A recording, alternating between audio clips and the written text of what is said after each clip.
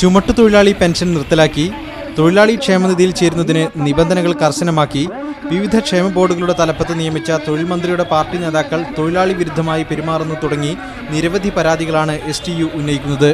ക്ഷേമ ബോർഡുകൾ തകർത്തുകളയുന്ന തൊഴിൽ വകുപ്പിന്റെ നടപടിക്കെതിരെ STU ലേബർ ഓഫീസുകളിലേക്ക് മാർച്ച് നടത്തി.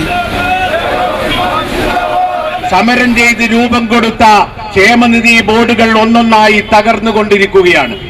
ഇത് ശ്രദ്ധിക്കേണ്ട ഭരണകൂടം, ഇവിടുത്തെ തൊഴിൽ വകുപ്പ് യാതൊരു ശ്രദ്ധയും ചെലുത്തുന്നില്ല. അതുപോലെ ചുമട്ടുതൊഴിലാളികളെ സംബന്ധിച്ചിടത്തോളം അവർക്ക് ലഭിക്കുന്ന ലോൺ, ഹൗസിംഗ് ലോണ്, അത് നിർത്തിവെക്കാൻ തീരുമാനിച്ചിരിക്കുന്നു. 22-ലധികം വരുന്ന ലേബർ ബോർഡുകൾ ഏറ്റവും വലിയ തകർച്ച നേരിട്ടുകൊണ്ടിരിക്കുകയാണ്. പ്രശ്നത്തിൽ മുഖ്യമന്ത്രി ഇടപെട്ടില്ലെങ്കിൽ കളക്ടറേറ്റ് ഉപരോധം അടക്കം നടത്തുമെന്നാണ് STUവിന്റെ ഭീഷണി.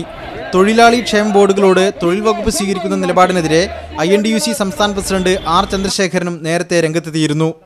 മീഡിയ 1 കോഴിക്കോട്.